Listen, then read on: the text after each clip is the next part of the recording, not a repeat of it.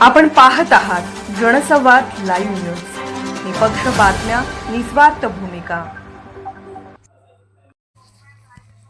ग्रामविकास अधिकारी बजरंग बुरुटे यांच्या कार्यकाळातील झालेल्या कामाची चौकशी व्हावी, ग्रामस्थांची मागणी। तालुक्यातील कोकळे येथील ग्रामविकास अधिकारी श्री बजरंग बुरुटे हे कोकळे येथे पदभार स्वीकारल्यापासून ग्रामपंचायत सदस्य तसेच गावातील नागरिकांना त्यांच्या वागणुकीचा त्रास होत आहे। सदर अधिकारी हे ग्रामपंचायत सदस्य यांना विश्वासात न घेता ग्रामपंचायतीचा कारभार करत आहेत।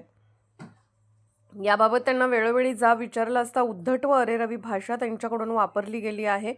कोणत्याही ग्रामपंचायत सदस्यास ते जुमानत नाहीत, तर सदर ग्रामविकास अधिकारी कोकळे येथे हजर झाल्यापासून प्रत्यक्ष मासिक मीटिंग किंवा ग्रामसभा झालेली नाही।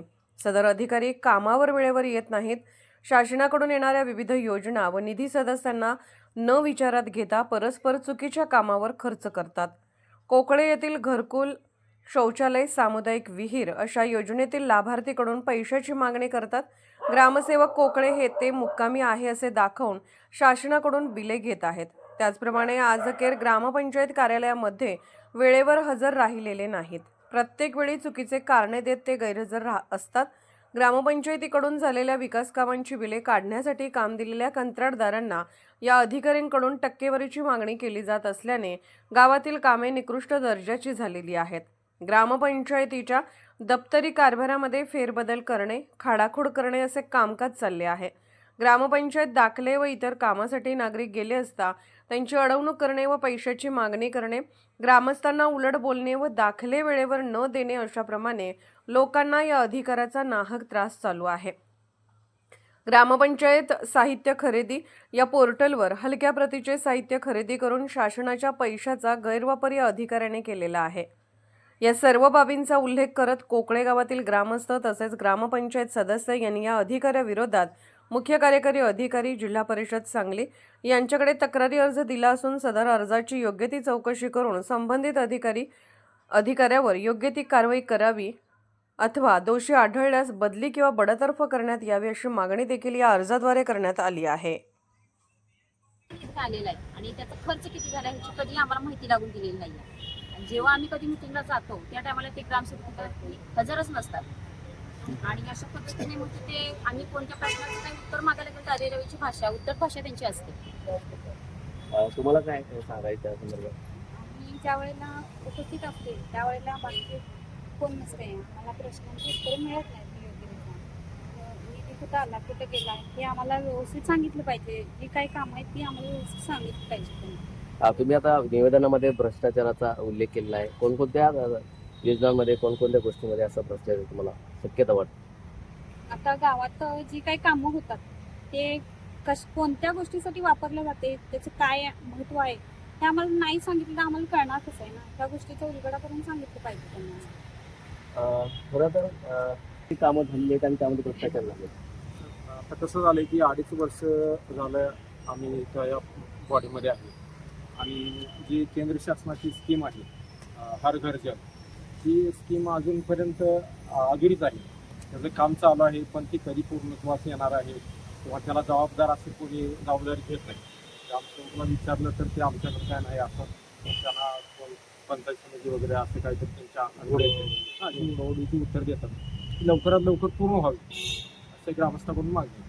आता तुमची ग्रामसेवकांबाबत त्यांच्या कार्याबद्दल काय मागणी आहे? सीओला काय भेटणार, काय मागणी केली? ग्रामसेवकांनी ग्रामसभा आतापर्यंत पूर्ण कधीच केली।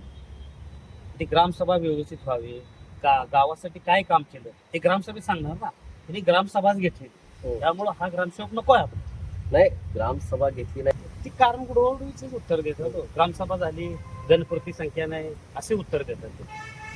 सरपंच असतील त्यांचं कशा तऱ्हेनं त्यांना आहे रिस्पॉन्स त्या पद्धतीने। तो कामाची जी काय पद्धत आहे ही एकदम चुकीची आहे। तर आता मागणी काय आहे सीओकडे तुमची? त्यांची चौकशी होऊन बदली व्हावी। ठीक आहे, याचं ठोस असं कारण या सदस्यांना असेल, ग्रामस्थांना असेल दिलं जात नाही आणि त्याशिवाय ज्या ग्रामसभा दर महिन्याला घेतल्या पाहिजे त्या ग्रामसभा ही घेतल्या जात नाहीत आणि अशा तऱ्हेचा आरोप या ग्रामपंचायत सदस्यांनी केलेला आहे, नागरिकांनी केलेला आहे। लवकरात लवकर मुख्य कार्यकारी अधिकाऱ्यांनी हे जे ग्रामसेवक आहेत त्यांची ताबडतोब बदली करावी अशा तऱ्हेची मागणी करण्यात येते. मोहन राजमाने, नवराष्ट्र न्यूज, सांगली.